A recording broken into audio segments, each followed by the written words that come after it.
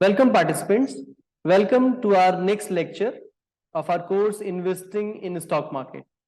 In this lecture number 14, we are going to discuss about some important jargons, the difficult keywords, the difficult terminology of our initial public offer. Most of you have seen different advertisements in the newspaper of the IPO. तो जब भी हम उस detailed advertisement को पढ़ते हैं तो वहां पर कुछ difficult terminology, technical terminology listed होता है जो हमें एक आईपीओ को समझने में प्रॉब्लम क्रिएट करता है। तो इस लेक्चर में हम उसमें से कुछ इंपॉर्टेंट चीजों को डिस्कस करने वाले हैं और उसका मतलब समझने वाले हैं। Participants, the first keyword in our IPO in our country, it is basically arbitraged prospectus, right? तो सबसे पहले हम prospectus के बारे में समझते हैं कि ये prospectus क्या है।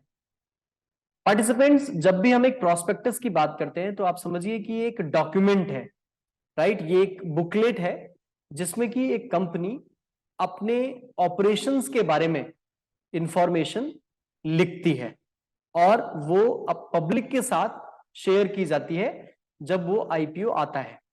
So arbitrage prospectus, it is basically a document in which a company discloses all information related to their business plan, related to their profitability, related to their financial details, right? The ownership structure, right? कितने shares public को issue किए जाने वाले हैं, कितने shares already issued हैं, right? और ये जो fund raise करने वाले हैं, right? कितना अमाउंट वो रेज करेंगे और उसका क्या करने वाले हैं, उसको किस लिए यूटिलाइज किया जाएगा। तो ये सारी इंफॉर्मेशन एक आर्बिट्राज प्रोस्पेक्टस में एक कंपनी डिस्क्लोज करती है आईपीओ लाने से पहले। मैं आपको बता दूं कि आईपीओ शेयर्स का भी हो सकता है, आईपीओ डिबेंचर्स का भी लाया जा सकता है, आईपीओ बेसिकली एक नई म्यूचुअल फंड स्कीम का भी लाया जा सकता है जिसको कि हम एनएफओ कहते हैं, new fund offer. IPO bonds का भी लाया जा सकता है। तो हर बार जब भी कंपनी फंड रेज करेगी, हर बार उसे एक डॉक्यूमेंट तैयार करना पड़ेगा और ये companies act 2 under the subsection 70 it is listed, right? So there are multiple sections in the companies act जिसके थ्रू एक प्रोस्पेक्टस डिजाइन कैसे किया जाए वो वहां पे समझाया गया है। और प्रोस्पेक्टस भी अलग अलग कई टाइप्स के होते हैं, राइट? जिसमें एक कॉमन वर्ड है रेड हेयरिंग प्रोस्पेक्टस।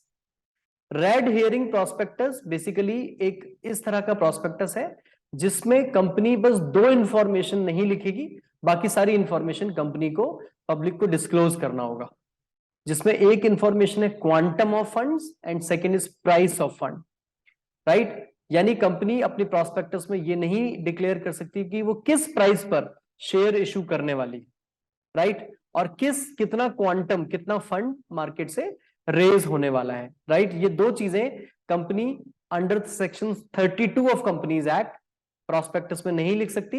इसके अलावा बाकी सारी इंफॉर्मेशन, कंपनी का रजिस्ट्रेशन कब हुआ, कंपनी ने ऑपरेशन कब से स्टार्ट किए, कंपनी का मैनेजमेंट कौन हैंडल कर रहा है, कंपनी के पास कितनी स्ट्रॉन्ग ह्यूमन रिसोर्सेज की टीम है, क्या क्या प्रोजेक्ट्स हैं, गवर्नमेंट के साथ लाइजनिंग कैसी है, एग्जिस्टिंग टाइप्स क्या है, बिजनेस प्लान क्या है, प्रॉफिटेबिलिटी क्या है, सारी इंफॉर्मेशन इस रेड हेयरिंग प्रोस्पेक्टस में डिस्क्लोज की जाती है। यूजुअली ये 30 से 50 पेज का एक डॉक्यूमेंट होता है, या इससे ज्यादा भी हो सकता है, डिपेंड करता है। और इस डॉक्यूमेंट को पढ़ के कोई भी इन्वेस्टर कंपनी के बारे में सारी इंफॉर्मेशन जान सकता है और ये डिस्क्लोज करना as per SEBI it is mandatory, right? तो इसे हम रेड हेयरिंग प्रोस्पेक्टस क्यों कहते हैं? क्योंकि ये प्रोस्पेक्टस ही पब्लिक का ध्यान आकर्षित करती है अपनी तरफ। कंपनियां इस प्रोस्पेक्टस के थ्रू ही पब्लिक को अट्रैक्ट करने की कोशिश करती हैं, right? So this red hearing word it is used here, right? Red is a very famous colour और वो किसी का भी ध्यान आकर्षित करता है, राइट? बेसिकली ये फिश से रिलेटेड टर्मिनोलॉजी है। जब भी हम फिश को फ्राई करते हैं तो वो रेड कलर ले लेता है और अचानक हमारा ध्यान उसकी तरफ जाता है। So investor is also like a big fish, right? Investor को भी अट्रैक्ट करने के लिए हमें कुछ स्पेशल डॉक्यूमेंट तैयार करना होगा, तभी वो हमारी कंपनी में इन्वेस्ट करेंगे as a corporate house, right? So red herring prospectus is a document, right. वैसे मैं आपको बता दूं कि इंडिया में आईपीओ बुक बिल्डिंग प्रोसेस के थ्रू आता है, यानी कंपनीज बिडिंग करवाते हैं पब्लिक से, पब्लिक को एक ऑप्शन दिया जाता है कि वो अपने अकॉर्डिंग उनके शेयर का एक सही प्राइस कोट करें, बिड करें, और उसके अकॉर्डिंग कंपनी के शेयर की लिस्टिंग एक कट ऑफ प्राइस पे की जाएगी कि पब्लिक ऑन एन एवरेज कितना प्राइस देने के लिए कंफर्टेबल है इस पर्टिकुलर वैल्यू की कंपनी के शेयर के लिए, right. So book building process, it is a system through which a customer can bid, right, for the shares of a new company, right, or a company which is issuing new shares. Arbitrage prospectus, as I said, it is a summary of prospectus. Red herring prospectus, it is a detailed prospectus. तो detailed prospectus को definitely हम investor को देते हैं, लेकिन जरूरी नहीं है कि इन्वेस्टर उस पूरी प्रोस्पेक्टस को डिटेल में पढ़े, तो उसकी एक समरी डॉक्यूमेंट जिसको कि हम आर्बिट्राज प्रोस्पेक्टस कहते हैं, समरी ऑफ प्रोस्पेक्टस जिसको हम कहते हैं, ये कंपनीज एक्ट के सेक्शन 33 के अकॉर्डिंग, राइट, सेक्शन 2 सबसेक्शन 1 के अकॉर्डिंग बनाना मैंडेटरी है। और जब भी कंपनी अपना एप्लीकेशन फॉर्म लॉन्च करेगी, एडवर्टीजमेंट देगी पब्लिक को इन्वेस्टमेंट के लिए, तो इस समरी को अटैच करना कंपलसरी है। इसके अलावा एक और तरह की प्रोस्पेक्टस हो सकती है जिसे कि हम शेल्फ प्रोस्पेक्टस कहते हैं। शेल्फ प्रोस्पेक्टस एक ऐसा वर्ड है जो कि एक स्पेसिफिक टाइम को इंडिकेट करता है, राइट। तो ये एक इंफॉर्मेशन मेमोरेंडम है जिसे कि कंपनीज एक्ट सेक्शन 3 के अकॉर्डिंग बनाया जाता है, शेल्फ प्रोस्पेक्टस। और इसका मतलब ये है कि इस प्रोस्पेक्टस की एक ड्यूरेबिलिटी है, यानी यूजुअली 1 साल तक, राइट। अगर कोई कंपनी बार बार फंड रेज करती है तो हर बार उसे प्रोस्पेक्टस डिजाइन करना पड़ेगा। तो अगर वो शेल्फ प्रोस्पेक्टस लेके आती है तो उसे एक फाइनाइट ड्यूरेशन के लिए बार बार प्रोस्पेक्टस लॉन्च करने की जरूरत नहीं है, राइट। उसकी एक पर्टिकुलर एक्सपायरी डेट होगी, उसकी एक पर्टिकुलर वैलिडिटी डेट होगी, उस डेट तक कंपनी को बार बार प्रोस्पेक्टस बनाने की जरूरत नहीं है और वो मल्टीपल टाइम्स फंड रेजिंग कर सकती है। जैसे कि एक एग्जांपल हम देख सकते हैं कि अगर किसी कंपनी ने शेल्फ प्रोस्पेक्टस 2016 जनवरी में लॉन्च किया है तो वो जनवरी 2017 तक वैलिड रहता है, लगभग 1 साल के लिए। और इस दौरान, राइट, कंपनी जितनी भी बार फंड रेज करेगी, आईपीओ के थ्रू, डिबेंचर के थ्रू, बॉन्ड्स के थ्रू, राइट, किसी भी मंथ में, तो कंपनी को बार बार इंफॉर्मेशन अलग अलग प्रोस्पेक्टस में देने की जरूरत नहीं है, एक बार ही प्रोस्पेक्टस बनाया जा सकता है, राइट। इसको कि हम इंफॉर्मेशन मेमोरेंडम कहते हैं, राइट। सो सेल्फ प्रोस्पेक्टस का अपना एक लाइफ होता है, एक्सपायरी ड्यूरेशन होता है। इसके अलावा एक और टाइप का जो प्रोस्पेक्टस है, इसे डीम्ड प्रोस्पेक्टस कहा जाता है, और इसका जो सेक्शन है कंपनीज एक्ट में, it is section number 26, right. So under this section, if a company is going to issue shares, right, in a particular duration like 1 year, तो ऐसा भी हो सकता है कि कंपनी कि उस ड्यूरेशन में फाइनेंशियल पोजीशन बदल गई हो, नए टाइप्स हुए हो, राइट। तो कंपनी यूजुअली क्या करती है, जैसे मान लीजिए कि कंपनी आईपीओ नहीं लाना चाहती क्योंकि आईपीओ लाना एक कॉस्टली अफेयर है, और कंपनी ने एक ब्रोकर को कांटेक्ट किया, एक मर्चेंट बैंकर को कांटेक्ट किया और कहा कि हम प्राइवेटली हमारे इशू को लाना चाहते हैं, not for the entire public, only for some specific public, right. तो इस केस में बेसिकली कंपनी एक प्रोस्पेक्टस बनाएगी जो कि इशूइंग हाउस यानी मर्चेंट बैंकर, यानी कि वो प्राइवेट प्लेयर यूज करेगा और वो पब्लिक को देगा, तो इसको हम डीम्ड प्रोस्पेक्टस के नाम से जानते हैं, राइट। तो बेसिकली यहां पर एक कंपनी अपने शेयर्स को किसी थर्ड पार्टी के थ्रू मार्केट में इशू कर रही है, राइट। तो अगर मैं एक कंपनी हूं तो मैंने एक अपना ब्रोकर अरेंज किया और ब्रोकर को कहा कि आप मेरा इशू मैनेज करेंगे और आप पब्लिक को मेरे बिहाफ पे शेयर्स इशू करेंगे, राइट। तो शेयर्स का ऑफर इशूइंग हाउस देगा, कंपनी नहीं देगी। और ये शेयर का ऑफर देते वक्त जो डॉक्यूमेंट वो इशूइंग हाउस पब्लिक को देगा, वो डॉक्यूमेंट कंपनी ही बनाएगी और उस डॉक्यूमेंट को हम डीम्ड प्रोस्पेक्टस कहते हैं, right. So these are some type of prospectus which are utilized by companies, right, especially during IPO. Now the second is the next jargon is the red herring prospectus, जिसके बारे में हम बात कर चुके कि रेड हियरिंग प्रोस्पेक्टस एक detailed document है जिसमें company A to Z, company की शुरुआत होने से पहले से लेकर आज तक की सारी information, operational information, financial information about company disclose करती है। और उसकी समरी को हम कहते हैं आर्बिट्रेज प्रोस्पेक्टस।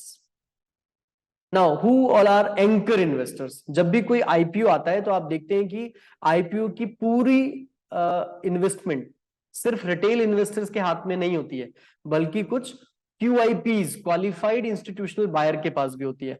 यानी एक आईपीओ में रिटेल इन्वेस्टर्स के साथ साथ बैंक्स भी इन्वेस्ट करते हैं, फाइनेंशियल इंस्टीट्यूशंस भी इन्वेस्ट करते हैं, म्यूचुअल फंड हाउसेस भी इन्वेस्ट करते हैं। इन सभी को हम एंकर इन्वेस्टर के नाम से जानते हैं और इनको QIB कैटेगरी के नाम से भी जाना जाता है, क्वालिफाइड इंस्टीट्यूशनल बायर। ओके, तो जब भी कोई एंकर इन्वेस्टर आईपीओ में अप्लाई करता है तो वो एक बड़ा इन्वेस्टमेंट करेगा, राइट। तो वहां पर एक रिजर्वेशन होता है इस तरह के इन्वेस्टर्स के लिए, कॉर्पोरेट इन्वेस्टर्स के लिए, QIPs के लिए, एंकर इन्वेस्टर्स के लिए। So anchor investors are basically corporate houses. Now what is ASBA? Participants, ASBA stand for application supported by blocked amount. देखिए, जब 10 साल पहले, आज से पहले जब आईपीओ आता था तो उस समय हमको एक बड़ा फॉर्म, फिजिकल फॉर्म भरना होता था कंपनी के शेयर्स खरीदने के लिए। अपना पैन कार्ड अटैच करना होता था, अपने एड्रेस प्रूफ लगाने पड़ते थे, बैंक की डिटेल लगानी पड़ती थी, अकाउंट स्टेटमेंट, चेक देना पड़ता था, फोटो देना पड़ता था फिजिकल फॉर्म में।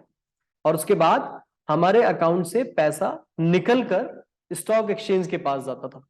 और जब तक कंपनी की लिस्टिंग नहीं हो जाती है तब तक वो पैसा स्टॉक एक्सचेंज के पास ही रहता था।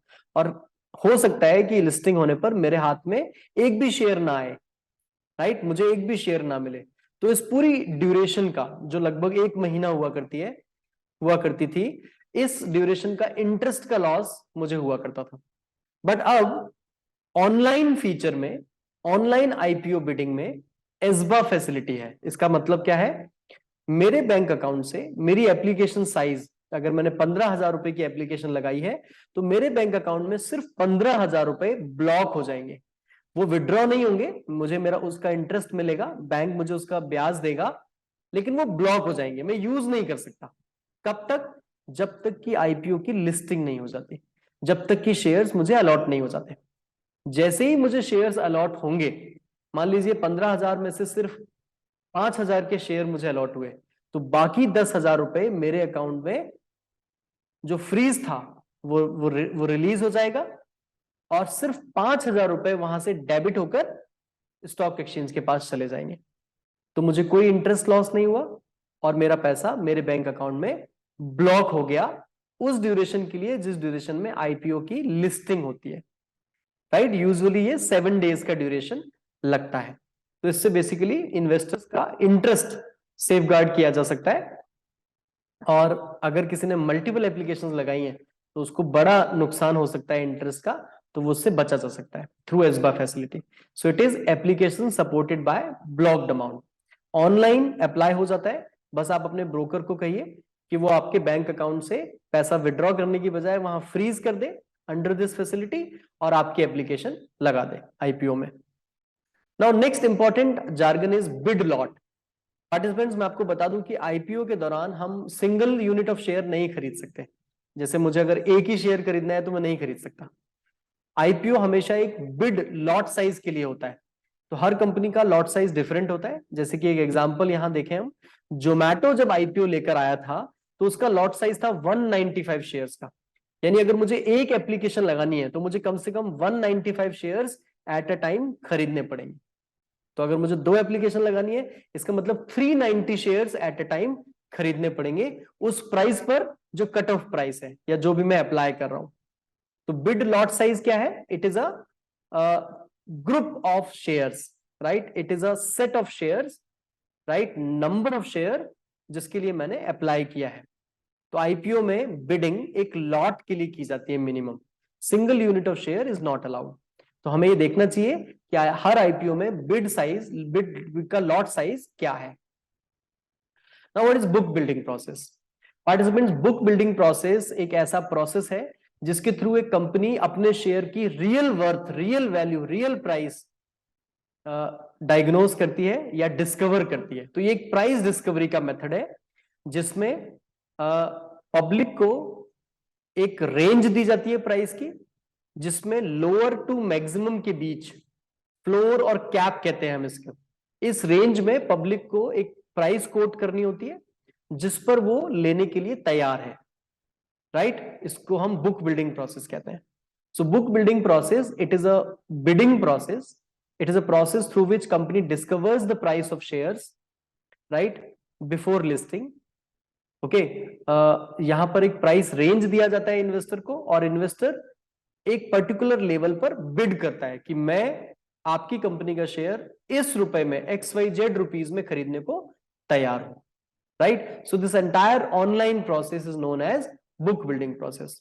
और फाइनली लास्ट में कट ऑफ निकलता है एक पर्टिकुलर कंपनी के शेयर्स का। Now what is price band? So students, as I said that price band, it is a range, यानी लोअर और मैक्सिमम प्राइस की एक रेंज है जिसमें हमें बिड करना होता है आईपीओ के लिए। तो कभी भी कंपनी का आईपीओ आने पर कोई भी कंपनी एक फिक्स प्राइस नहीं देगी। कंपनी कभी भी नहीं कहेगी कि हम हमारे शेयर इतने रुपए में खरीदने के लिए तैयार हैं। वो हमेशा एक रेंज देंगे और कहेंगे कि आप डिसाइड करें आप हमारी कंपनी का शेयर कितने में खरीदने को तैयार है, right? So this is called price band, and it is classified for every retail investor, qualified investor, QIPs, right, और HNIs, net worth individuals। तो हर कैटेगरी के लिए प्राइस बैंड डिस्क्लोज किया जाता है एडवर्टीजमेंट में जब भी एक आईपीओ आता है। ओके, सो जब भी प्राइस बैंड आएगा तो उसमें जो लोअर वैल्यू है उसको हम फ्लोर प्राइस कहते हैं, और जो अपर वैल्यू है उसको हम कैप प्राइस कहते हैं। यानी आप जैसे कि इस एग्जांपल को देख सकते हैं 100 to 120, which means that if you want to buy shares तो आपको मिनिमम 100 रुपीज से शुरू करना है और आप 120 तक बिडिंग कर सकते हैं। तो इन दोनों के बीच का कोई भी लेवल आप डिसाइड कर सकते हैं शेयर खरीदने के लिए, राइट। और फिर फाइनली कट ऑफ प्राइस निकलेगा, यानी जितने भी शेयर्स कंपनी को इश्यू करने हैं वो इन्वेस्टर्स की बिडिंग के अकॉर्डिंग उन्हें अरेंज करेगी और लास्ट में देखेगी कि आखिरी इन्वेस्टर जो है उसको कितने रुपए में मिला है। कट ऑफ प्राइस उसको हम कहते हैं, right. So price band it includes floor price and cap price of the book building process. Now next keyword is floor price. So floor price मैंने आपको बता दिया कि floor price is the minimum price band, minimum price level, right, which an investor can choose while applying the IPO. So जो lower price limit है उसी को हम floor price कहते हैं। Now what is issue price? Issue price is basically a price band, right? Minimum और maximum। जैसे इस एग्जांपल को देखिए, एक कंपनी का इशू 14 जुलाई 2021 को ओपन हुआ और 16 जुलाई 2021 को बंद हुआ। इस इशू में लगभग 71.92 crore number of shares issue किए गए और इनका इशू प्राइस था 72 से 76 के बीच में। सो it is a price band. So price band को ही इशू प्राइस कहा जाता है। And minimum lot size it was 195, right. और मिनिमम टिक साइज यानी आपको एक लॉट कम से कम खरीदना ही पड़ेगा। There was no discount in this example. Okay, now what is cut off price? Cut off price is the lowest price at which the shares are allotted to the investor and it is generally reserved for retail investor। यानी जब आप IPO में apply करते हैं तो अगर आपको नहीं समझ में आ रहा है कि प्राइस बैंड में क्या प्राइस खरीद के मैं इंश्योर कर सकता हूं कि मुझे शेयर मिले ही मिले, तो मैं कट ऑफ प्राइस का ऑप्शन भी रख सकता हूं। यानी जो भी कट ऑफ प्राइस निकलेगी लिस्टिंग के दिन मुझे शेयर उसी प्राइस पे मिल जाए, right? So I can also bid on cut off price. So it is the lowest price जिस पर शेयर्स अलॉट किए जाएंगे इन्वेस्टर को। इससे कम प्राइस जिसने भी बिड किया होगा उसको शेयर नहीं मिलेंगे। So cut off price is basically in between floor price and cap price. Okay, higher और लोअर के बीच का एक वैल्यू होता है। तो जिसका भी कट ऑफ प्राइस से ज्यादा है उसको शेयर अलॉट होगा, राइट, और बाकी बचा हुआ रिफंड कर दिया जाएगा। Now what is over subscription and under subscription? Participants, over subscription और under subscription ये स्टेटस है। यानी जब भी एक कंपनी आईपीओ लाती है तो वो नंबर ऑफ शेयर डिस्क्लोज करती है कि हम इतने शेयर बेचने को तैयार हैं। तो अगर उसकी डिमांड ज्यादा आ जाती है मार्केट में, बायर ज्यादा आ जाते हैं, ज्यादा नंबर ऑफ ऑफर्स के लिए रिक्वेस्ट आती है, तो उसे ओवर सब्सक्राइब माना जाता है। और अगर कम एप्लीकेशंस आती हैं, कम शेयर्स के लिए बिडिंग होती है, तो उसे अंडर सब्सक्राइब माना जाता है। ओवर सब्सक्रिप्शन के केस में देयर इज नो गारंटी कि आपको कितने शेयर मिलेंगे। अंडर सब्सक्रिप्शन के केस में डेफिनेटली आपको शेयर मिल पाएंगे। ओवर सब्सक्रिप्शन यानी कंपनी के शेयर की डिमांड ज्यादा है, और डिमांड ज्यादा होने का मतलब है फ्यूचर में उसकी प्राइस भी बढ़ेगी, ऐसा हम मान सकते हैं। बट अंडर सब्सक्रिप्शन के केस में मतलब पब्लिक ने फुली सब्सक्राइब नहीं किया है, राइट, और उस कंपनी के शेयर की प्राइस डिमांड उतनी नहीं है, राइट, सो उसको हम अंडर सब्सक्रिप्शन के नाम से जानते हैं। Now who is under writer? Participants, under writer एक गारंटर है जो कि हर आईपीओ में कंपलसरी होता है। मर्चेंट बैंकर्स अरेंज करते हैं अंडर राइटर्स को एक आईपीओ के लिए, जो इंश्योर करते हैं कि अगर पब्लिक ने आईपीओ 90% सब्सक्राइब नहीं किया तो अंडर राइटर्स उसमें पैसा लगाएंगे, राइट, अंडर राइटर्स उसमें इन्वेस्ट करेंगे, right. So under writers basically investment bankers हैं जो कि आईपीओ मैनेजमेंट के दौरान गारंटी देते हैं, राइट, कि इन केस रिटेल इन्वेस्टर्स ने फंड्स नहीं लगाया और आईपीओ सब्सक्राइब फुली नहीं हुआ, अंडर सब्सक्राइब हुआ, तो अंडर राइटर्स अपना पैसा डालेंगे और कंपनी के शेयर को लिस्ट करवाएंगे। So this is a kind of assurance कि कंपनी लिस्ट होगी। Now what is listing date? Participants, हर आईपीओ की एक लिस्टिंग डेट होती है, हर आईपीओ की एक ओपनिंग डेट होती है, एक क्लोजिंग डेट होती है, राइट, और उसी दौरान लिस्टिंग की जाएगी, राइट। तो जब भी एक आईपीओ आता है तो आप देखिएगा उसमें एक ओपनिंग डेट होगा, लाइक ओपनिंग टुडे, और उसका एक क्लोजिंग डेट होगा। इसी ड्यूरेशन में आप आईपीओ में अप्लाई कर सकते हैं। अगर आपने इस डेट में अप्लाई नहीं किया तो वो अपॉर्चुनिटी आपसे मिस हो जाएगी और आप कंपनी के शेयर्स को नहीं खरीद सकते, राइट। सो लिस्टिंग डेट एक डेट है जिस पर कंपनी के शेयर्स स्टॉक मार्केट में लिस्ट किए जाते हैं। उसके बाद आप डेली बेसिस पे कंपनी के शेयर्स को खरीद या बेच सकते हैं, ऑर्डिनरी ट्रेडिंग स्टार्ट हो जाती है। Now look at this picture. In stock market we can invest using buying strategy, and we can also invest using closing short selling strategy. हम ये भी समझते हैं कि लॉन्ग पोजीशन और शॉर्ट पोजीशन क्या है। जब भी एक इन्वेस्टर को ऐसा लगता है कि स्टॉक मार्केट में आने वाले टाइम में शेयर की प्राइस इंक्रीज होगी, उसका मतलब है कि वो बुलिश है, उसकी एक्सपेक्टेशन बुलिश है, और वो पहले शेयर को खरीदेगा और उसे होल्ड करके बाद में बेचेगा। यानी वो ये मान के चलता है कि जो भी पैसा वो इन्वेस्ट कर रहा है वो ग्रो करेगा और स्टॉक का प्राइस फ्यूचर में बढ़ेगा, राइट।